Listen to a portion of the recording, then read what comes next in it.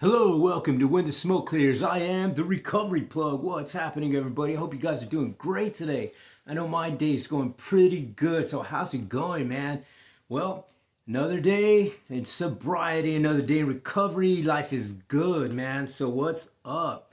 Well, before we get this video podcast started, if you would, please join me in a moment of silence, followed by the serenity prayer for the addict who still suffers. And for those of you who are still in struggle that keeps them bound down, man, to this toxic environment that we live in, man. So, alrighty, please join me in a moment of silence. God, grant me serenity to accept the things I cannot change, courage to change the things I can, wisdom to know the difference. All right, man. So what's happening, man? I'm excited to start the video podcast today, dude. So what's up? Hope you guys are doing good, man. You know what? I get into this little mode when I'm thinking about what I want to talk about in my videos and, and what subject I'm going to use for the podcast, yada, yada, right? So, my mind races, dude, a lot. So, I like to just pick and choose just whatever it is that maybe I picked up a book or maybe I saw something on something I was watching on Netflix or YouTube or whatever, right? Or maybe it was just a subject that was brought up as I was getting an Uber ride, to an appointment or whatever, right? So what caught me today was I got, me, man. I like the world and the scientific and just the nicks and crannies, if you will, of philosophy, the mind, science. That's just me. You know what I mean? Indigenous, uh, things that people did throughout ancient times to present day to move their mind in certain ways to bring to fruition things. You know what I mean? To better your life. You know what I mean? Because we that since gosh since humans existed, we've been that's how we evolve, right? By picking up new things and by learning things from someone else and trying to make them more efficient, more better for the life that we're living in whatever society that is, right? So today I picked up a story, and it's just a little bit of a feedback and a little bit of a history, if you will, of a person that is known for his, oh my gosh, sorry about that, known for his take on philosophy and morality, right? So and for me, that's one of those things in the world of recovery, in the world of addiction. Morality has a lot to do with that. You know what I mean? Because you're acting out your life in some sort of moral sense. You know what I mean? And either you give a shit about the morality or you don't give a shit about it. You know what I mean? So it goes, it goes like that. And trust me, because I've been there and I've done that. At one point in time in my life, in the addiction, in the darkness, I didn't give a shit. I didn't give a shit about moral nothing. You know what I mean? I didn't give a shit about myself, much more or less anybody else at that time. You know what I mean? For me, it was all about getting the next hit and doing whatever needed to be done to get it. So I understand how interality interacts with addiction and interacts in a way to move your life in a better area, in a better, whether it's for me personally, it's just living my life in a sense of understanding the evolvement in my philosophical way of life. You know what I mean? And for me, that just happens to be living a life of good morals, living a life of good faith, of good positive and spiritual energies. You know what I mean? That's just me. Everybody's got their own different interpretation of morality and how they live their lives. But this is just me. And I live it this way because it has gotten me out of something that had kept me bound down in a world of darkness for a long time. And for me, that was living in the world of darkness, living in the world of negativity, living in the world of addiction, living in the world of just no moral like standards in a sense. You know what I mean? The morality part of life left me for a little while, but I got it back in a different sense, and I like the way I think about it now. You know what I mean? Whether it's right or wrong is all up to oneself, I believe. Because if it makes you happy, if you feel joyful, if you feel that you're doing good and prosperous and spiritual and positive things, then to me, that's okay. You know what I mean? And who I follow and what I follow all depends. You know what I mean? And for me, it just happens to be that my moral issues and the way I interpret it is that I follow a God. You know what I mean? I follow some commandments that tell me this is right, this is wrong. You know what I mean? And so, yeah, and I'm just glad to be spiritually connected like that. You know what I mean? And I gather a little bit pieces from just different faith-based people, different religions, different indigenous, just different cultures. And for me, that works. You know what I mean? Whether it works for you or not will all depend if you try it out. You know what I mean? Because you don't know if something works for you if you don't take that first step. You know what I mean? So it's very important to understand that. And what we're going to do right now is I'm going to take these off. I'm going to move these up a little bit and put these things on so I can look a little professory right now. But yeah, so we could, these are like my smart face type thing. No, but check this out. What we're gonna do is I'm gonna talk a little bit about this guy here, man. And this is old philosophy dude, and his name is Immanuel Kant. Okay, it's a Kant, not it's C-A-N-T. Okay, just so those of you who probably misunderstood me there, I know you guys think a little bit crazy, but check this out. Okay, I'm gonna read a little bit about what's happening here, and if you just give me a second, there we go. Okay, here we go. Sorry if this thing's I need to really secure this a little bit better because it moves too much. Okay, but anyway, it says here, according to some philosophers, such as Hume, morality is ultimately rooted in our sentiments. Reason has little, if anything, to do with right and wrong. Kant, by contrast, says that how we feel is morally irrelevant. What matters is that we do our moral duty, which reason alone can establish. It is the particular way in which Kant believes morality is rooted in reason that we explore here in this book. So I'm going to go on and read a little bit more about what he says here.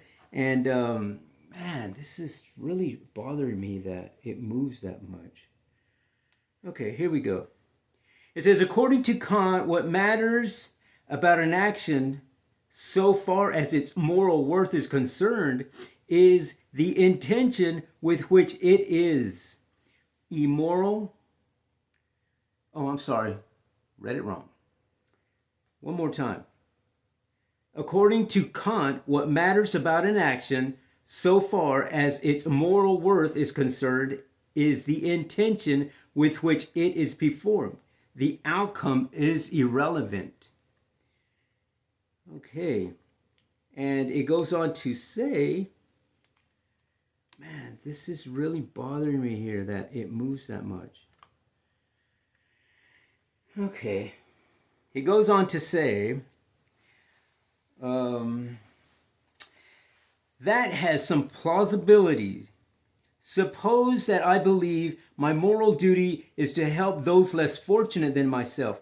I buy food and distribute it to the poor. Unfortunately, through no fault of my own, the food I distribute is contaminated, and several malnourished children die. I feel pretty awful about this, but am I morally to blame? Intuitively not. My intention was good. So my action was not blameworthy, even though the consequences of my action turned out to be tragic. It goes on to say, here's another illustration. I suppose I mean to kill a rich uncle by pushing him under a bus. My intention is terrible. However, its bizarre twist fate, I misjudge the deed and merely knock him sideways, which blocks the path of a runaway pram that was about to run under this bus. So as a result, my actions save a child, which was my action morally worthy? Of course not. Again, it is not the consequences of what I did that mattered, morally speaking. It was my intention that matters. My intention was to benefit from committing a murder, so what I did remains wrong indeed. And it goes on to say, the maxim says, according to Kant, whenever we perform an action, we are guided by one or more principles. He calls these principles maxims. A greedy person might act on the maxim, always act to maximize your wealth, while a hedonist might be guided by maxim, always act to increase your happiness. In each case, the maximum gives our reason for acting. Kant believes that as rational agents, we have certain moral duties forced on us by reason alone. These duties are categorical rather than hypothetical.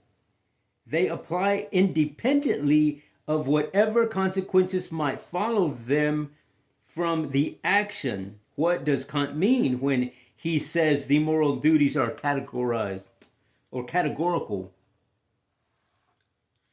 Let's see, let me turn the page here. And it goes on to say, let's begin with the hypothetical imperatives. A hypothetical imperative tells you what to do if you want to achieve a certain goal, it says. If you want to achieve P, do A. For example, you might act on the maxims if you want to avoid going to prison. Don't murder anyone. Or if you want to trust, if you want people to trust you, don't lie. Whether or not we should act on such hypothetical imperatives depends on what we desire. If I really don't care whether I end up in prison or whether people trust me, this maximum don't give me any reason not to murder or lie.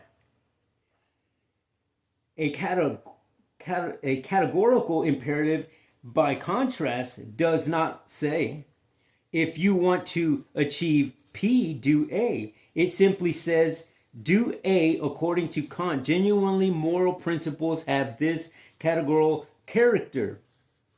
Our moral duty is don't steal, period. It's not don't steal if you don't want to get caught. And it says, genuinely moral imperatives tell us what we should do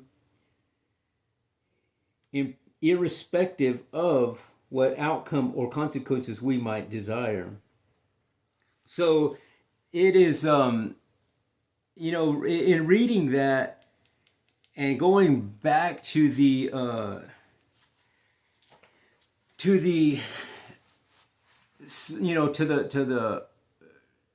subject of being in some sort of addiction or some sort of adversity or something like that, you tend to, well, I'm not going to say you, I'm going to say I, because I'm giving you, my perspective through my experiences, right? So in that sense,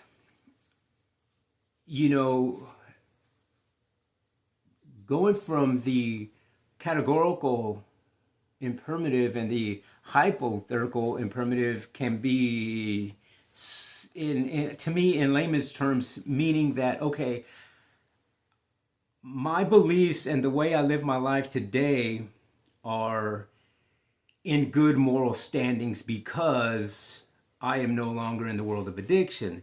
I live my life according to, my faith, my cosmic, positive energies and that sort of thing, right? And that's one way, which would be, in his sense, the hypothetical way, right? And then in the categorical way, is that if you don't care about the moral and you don't care about what happens to you, then you just live your life according. Who cares how it hurts you, how it hurts somebody else, how it affects you and how it affects anybody else? You know what I mean? And luckily for us as human beings, we can jump from one category to the next. You know what I mean? How amazing is that? You know what I mean? And for you and for me and for those of us who, not for everyone, because not everybody's bound down to some sort of addiction or to some sort of adversity, or but a lot of people have obstacles and adversities, and I'm gonna go on a limb and say that everybody does. Everybody has something that is keeping them from doing something, or they have this little obstacle that they can't get over for some reason or another, and whatever that may be. It could be anything. You can put into context any situation, subject, or whatever in that metaphor. You know what I mean? And so in that sense, for me personally, I know that you can hop and jump. And in the sense of addiction, that means you can live your life in this structured way, and you live your life in this, in whatever it is that you consider your higher power, or what I do is when I was in the addiction, I didn't care about anything. You know what I mean? I didn't care about nothing because I was living my life at that particular point in time in this blame other people but myself. You know what I mean? Why am I here on the streets and homeless now when I used to sit in a house? I used to sit behind a desk in an office that I had, and this business that I was running, and had X amount of dollars in a bank account and could help my family and can, travel and do this and that. And then now I'm stuck here on this park bench with a freaking backpack and a bicycle. And sometimes not even that. You know what I mean? And how is it that someone can just change their morality from light to dark in an instant? You know what I mean? It's tough because I know people who are still in the darkness, let's just say that, and my heart goes out to them. I hurt for them. I feel bad, you know what I mean? Because I know these people, and I feel like, man, how come I couldn't help them get out? Why was I the lucky one? Why was I the chosen one? Why was I the one who was able to get out of that darkness, out of everybody that I was involved with and dealt with on a daily basis and saw on a daily basis? They're still there. You know what I mean? And it bothers me. Why does it bother me? Because I got some moral standards now. I'm back to living a life of morality, of good moral standards at that. You know what I mean? Because when I was in the world of addiction right next to them, I didn't give a shit about myself, and actually I didn't really give a shit about them either. You know what I mean? To be honest with you, even though I cared for them, in a sense, but at that particular moment in time, I could give a shit just as long as I was getting mine. You know what I mean? And that's the way they thought. You know what I mean? Everybody was thinking like that. When you were in that sort of world, you don't give a shit about it. You only give a shit about it if it's helping you if at that point in time. In other words, you're running around like an opportunistic person. You know what I mean? And only if it has opportunity for you, then you're there. If it doesn't, you're not. And you don't care. If there's something that's going to benefit you, you're there, you're helping, you're doing whatever. But if it's got no freaking benefit to you, you're not. You're out of there. You know what I mean? You're on to the next set of folks that, are going to benefit you. And it went like that. You know what I mean? Everybody moved around like that.